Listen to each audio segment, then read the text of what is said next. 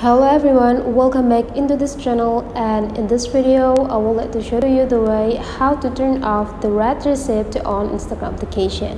So what red receipt actually? Red receipt is an information whenever you read the message that coming into your inboxes or Instagram.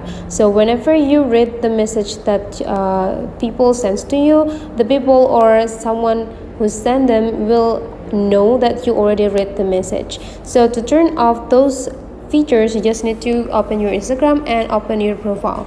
In this profile, go click these three square lines on the top right corner, and after that you just need to visit the settings and privacy. And now you just need to scrolling down until you found how others can interact with you, and now we just need to click the messages and story replies. And after that, you just need to take a look on who can see that you're online.